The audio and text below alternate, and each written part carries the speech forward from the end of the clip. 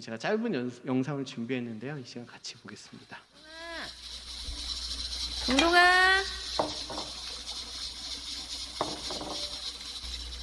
잘 갔다 와. 친구들이랑 재밌게 놀고 사랑해.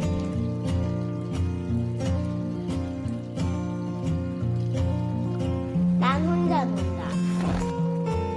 혼자 노는 것도 나쁘지 않다. 친구들은 그슬치기가 얼마나 재밌는지 모른다. 맨날 자기들끼리만 논다.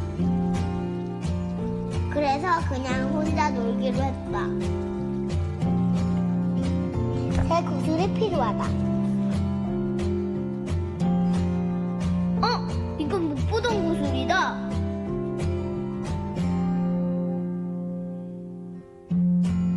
뭐부터 나가볼까? 그래, 박하영이 너무 기네. 귀가 뻥 뚫린다. 통통아. 갑자기 거실에서 이상한 소리가 들려.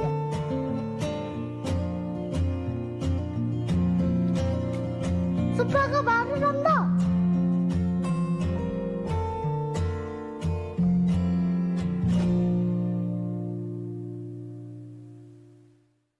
이거 정말 이상한 사탕이다.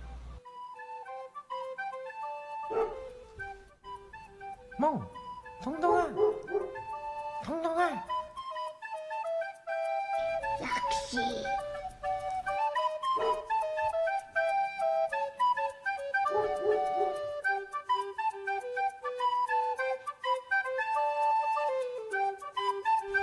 구슬이와 나는 종일 같이 놀았다.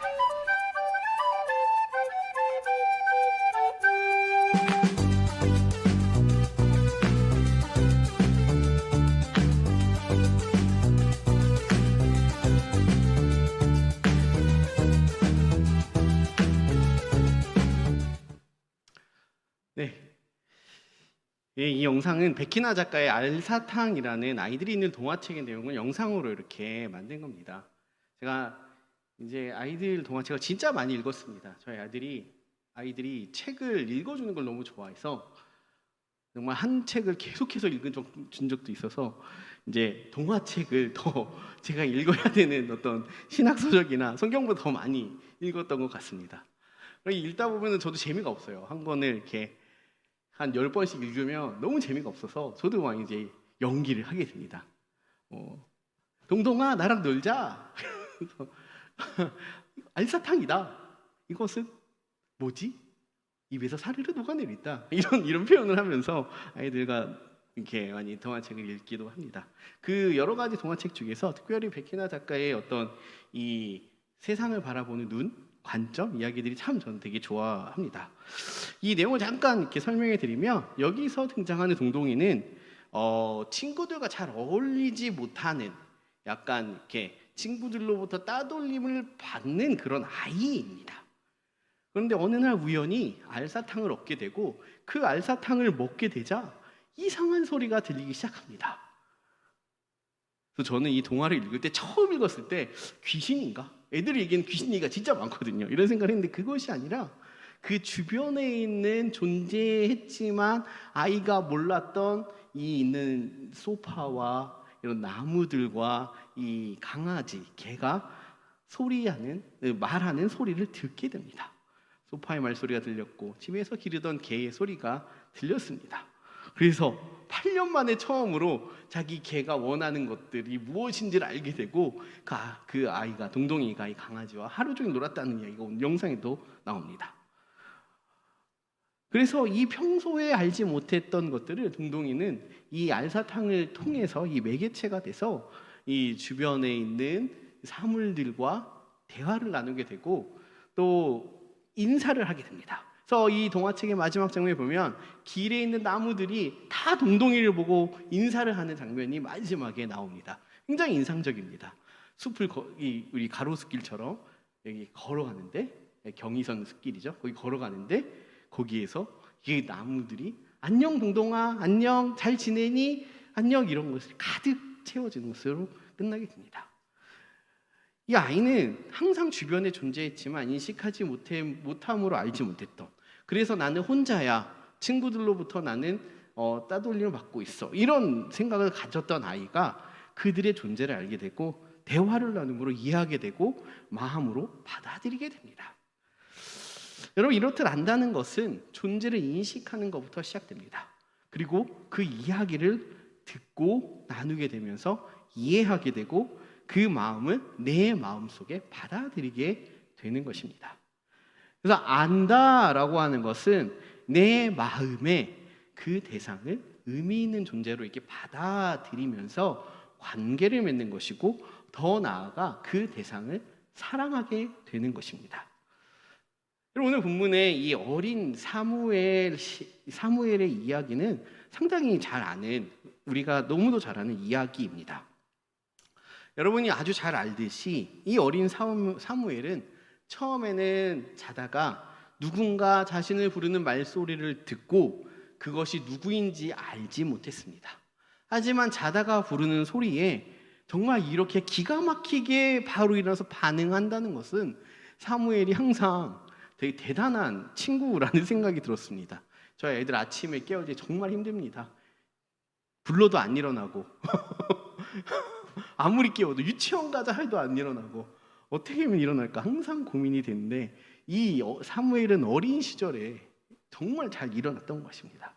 사무엘아 사무엘아 부르는 그 음성에 자다가 깨어나서 엘리 제사장을 찾아가서 저를 부르셨습니까? 라고 반응하고 있는 것이죠.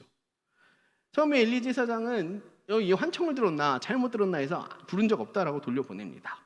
이렇게 세 번째가 반복이 되자 엘리 제사장이 이 소리를 듣고 달려오는 이 사무엘의 모습을 보면서 이것은 내가 부른 게 아니라면 하나님이 이 사무엘을 부른 것이 아닐까 그제서야 생각하게 됩니다. 그래서 사무엘에게 이렇게 말하라고 합니다. 여호와여 말씀하소서 주의 종이 듣겠나이다 라고 말하라고 합니다. 그렇게 사무엘은 다시 부름에 응답하게 되었다는 것이죠. 여러분, 참 저는 이 본문을 읽으면서 이상한 생각이 많이 들었습니다. 조금 전에 엘리 제사장은 하나님을 향해 제사를 주관하는 하나님과 인간, 사람들 사이에 중재하는 역할을 하는 그 당시에 종교적으로 가장 뛰어난 지도자, 제사장이었습니다. 주 성막에서 하나님을 섬기며 일했고 사무엘도 역시 한나가 서원하여 낳게 되므로 하나님을 섬기는 제사장의 일을 돕는 그런 상황이었습니다. 이들은 이 둘 다 모두 하나님과 관계된 일을 하면서 당시를 살아가는 그 누구보다도 하나님과 가까이 있는, 물리적으로 그곳에서 하나님을 위해 봉사하는 사람들이었습니다. 그럼에도 이들은 하나님의 부르는 소리에 제대로 반응하지 못했습니다. 첫 번째 부름, 두 번째 부름, 세 번째 부름까지도 엘리도 몰랐고 사무엘도 몰랐습니다. 그리고 네 번에 돼서야 반응하게 되는 것을 보게 됩니다. 왜 이들은 하나님의 부름에 이렇게 하나님과 가까이서 일한다고 하면서도 반응하지 못했을까요?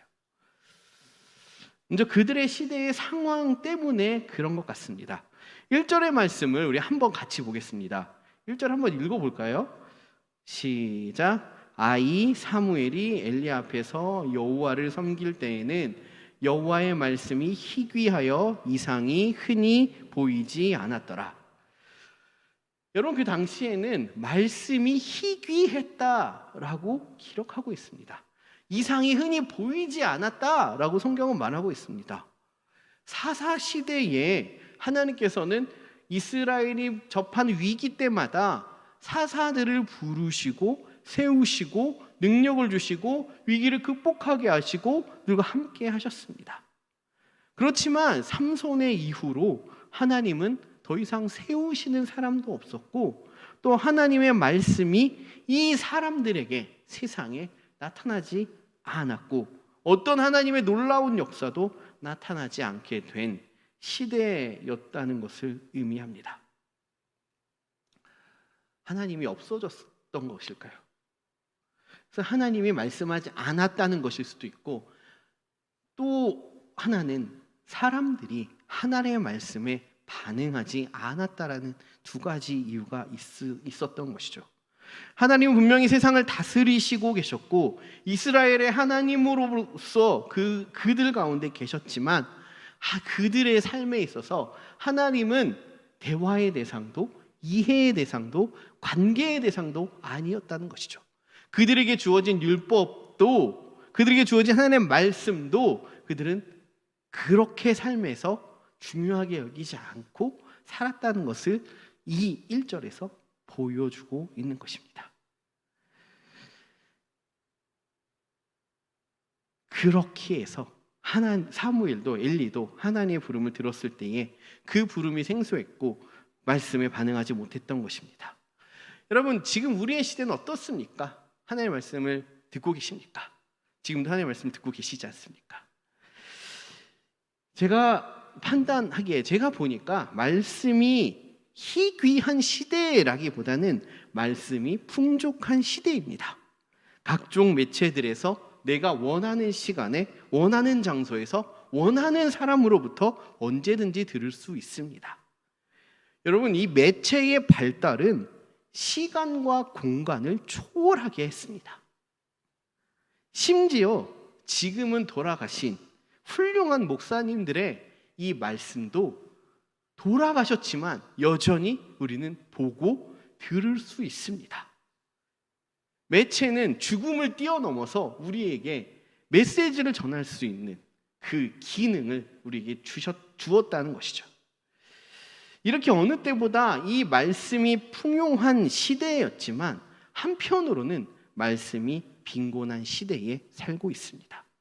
그것은 왜 그러냐면 내가 선택하기 시작했기 때문입니다.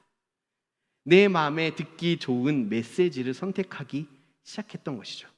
이는 하나님 앞에 말씀을 듣기 원하는 종, 하나님 앞에 말씀을 듣기 원하는 봉사자로서의 심령으로 서는 것이 아니라 하나님의 말씀을 내가 듣기 원하는 대로 선택하는 소비자가 되었기 때문입니다. 그렇게 되므로 하나님의 말씀에 대한 갈급함도, 하나님의 말씀에 대한 소중함도, 또 그 말씀에 대한 두려움도 잃어버렸습니다. 사실 성경에서 구약을 읽어보면 선지자, 예언자가 언제 등장합니까? 선지자, 예언자가 등장하는 시기가 언제입니까?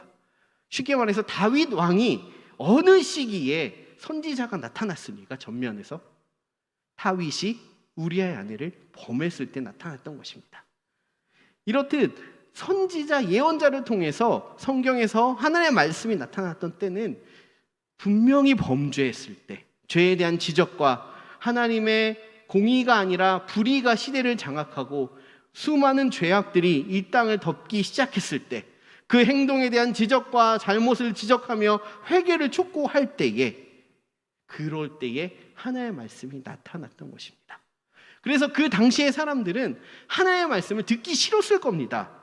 이렇게 우리를 찌르는, 우리의 죄를 드러내는 말씀을 하는 그것 자체가 부담스러웠고 귀를 막고 싶었고 듣기 싫었을 것이죠.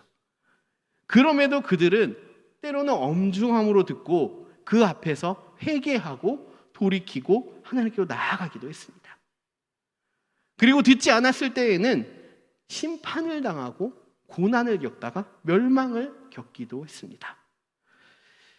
여러분, 말씀의 풍요가 오히려 영적 빈곤을 가져오는 시대에 우리가 살아가고 있습니다. 말씀을 찾아 듣는 거, 많이 듣는 거, 일상에서 좋은 말씀을 듣는 거 굉장히 좋습니다. 중요합니다. 그런데 영적인 빈곤함에 처하게 되는 것은, 그것은 그 듣는 말씀만큼 삶에서 그 말씀의 무게를 가지고 치열하게 살아내지 못하기 때문입니다. 하나님의 말씀이 여러 훌륭하신 목사님들을 통해서, 또 여러 가지 사람들을 통해서 전해졌다, 그리고 내 귀에 들려졌다는 것은 나로 하여금 그 말씀을 살아내라는 하나님의 부름이고 명령이라는 것입니다. 그럴 때에 진정한 나를 향하신 하나님의 말씀이 우리에게 들려지고 우리의 삶에서 진짜 하나님의 말씀이 나타나게 되는 것입니다. 그리고 부름에 반응하지 못했던 또 다른 이유가 있습니다. 그것은 사무엘이 하나님을 알지 못했기 때문입니다. 7절의 말씀입니다. 제가 한번 읽어드리겠습니다. 사무엘이 아직 여호와를 알지 못하고 여호와의 말씀도 아직 그에게 나타나지 아니한 때라. 여러분, 사무엘이 어떻게 성전에 들어갔습니까? 어머니 한나의 기도로 사무엘을 갖게 되고, 태어나서 성전에서 한나가 서원하여 바침으로 인해서 성전에서 살면서 봉사하면서 이게 살게 됐습니다. 엘리 제사장이 하나님을 향해 제사를 드릴 때에 돕는 역할을 했고, 성막에서 봉사하면서 지켜야 할 하나님의 율법을 잘 들었고 배웠을 것입니다. 그리고 또 하나님에 대한 여러 가지 이야기들도 성전에서 배웠을 것입니다. 그런데 오늘 본문은 사무엘이 하나님을 알지 못했다라고 말하고 있습니다. 태어나서부터 성전에서 컸고, 태어나서부터 제사장의 일을 도왔고, 태어나서부터 제사장으로부터 하나님이 어떠한 분이신지, 하나님을 어떻게 섬겨야 되는지, 우리 하나님이 어떻게 우리 가운데 역사하시는지를 분명히 들었을 텐데, 성경은 이 사무엘에 대하여서 하나님을 알지 못한다라고 말하고 있었다는 것입니다. 여기서 안다라는 것은 단순히 지식적으로 그것에 대하여 아는 것을 의미하는 것이 아니라 관계를 맺고 인격적인 교제를 가지는 만남으로서의, 사랑을 주고받는 대상으로서의 알을 의미합니다. 그러한 면에서 사무엘은 하나님의 말씀을 직접적으로 들은 적이 없고, 또 하나님과의 인격적인 관계를 맺지 않았기에 이 성경은 알지 못한다라고 말하고 있는 것이죠. 그렇게 사무엘은 하나님의 부름에 바로 하나님의 음성이라고 반응하지 못했고, 엘리 제사장의 부름으로 오해했던 것입니다. 근데 여기서 왜 하나님은 이 어린 사무엘에게 말씀하셨을까요? 분명히 당시 이 이스라엘의 종교적 지도자는 엘리 제사장이었음에도 말입니다. 하나님에 대한 지식도, 율법에 대한 이해도, 하나님의 역사에 대한, 하나님이 이 민족을 어떻게 만드셨는지, 우리의 신이 누구이신지에 대한 지식도 엘리 제사장이 더 많이 알았을 것입니다. 그런데 하나님은 하나님이 부르시는 소리인지도 분별하지 못하는 어린 사무엘을 불렀습니다. 그것도 4차례나 말입니다. 여러분, 제가 휴대폰으로 누군가에게 전화할 때 전화를 한 번에 받지 않으면 다른 사람에게 전화합니다. 제 아내에게 전화했는데 아내가 전화를 못 받으면 집으로 전화하면 아들이 받습니다. 한 번 해서 안 되면 이렇게 방법을 바꿔서 다른 사람에게도 말하면 되지 않을까라고 저는 생각을 하기 때문에 하나님의 이 3번의 부름이 상당히 하나님이 좀 이렇게 어리석으신가라는 생각이 들기도 했었습니다. 근데 그것이 아니라 이때에 하나님은 엘리가 아닌 사무엘로부터 하나님 나라의 역사를 시작하려고 하셨기 때문입니다. 하나님의 말씀이 직접적으로 엘리 제사장을 향한 말씀도 있었지만, 그것을 사무엘에게 깨우치고 말씀하심으로 하나님의 말씀이 희귀한 엘리의 시대를 지나서 새로운 시대, 하나님이 말씀이 들려지는 시대, 하나님이 말씀하시고 하나님이 이끄시고 하나님의 말씀이 나타나는 그러한 시대로 전환하시기 원하셨기 때문입니다. 이제 사무엘은 이제부터 하나님 관계가 시작이 됩니다. 하나님은 이전에 율법으로 듣고 배웠던 하나님이 아니라 사무엘의 하나님으로서 알게 되고, 이스라엘 선지자로서 마지막 사사로서 하나님의 분을 받아서 사울왕을 세우고 다윗왕을 세우기까지 평생을 주님 앞에 봉사하고 헌신하며 살아가게 됩니다. 여러분, 우리가 잊지 말아야 될 것은 하나님은 항상 우리와 함께 계십니다. 우리가 하나님의 음성을 듣든 안 듣든, 하나님의 말씀을 순종하든 순종하지 않든 하나님은 항상 우리와 함께 하십니다.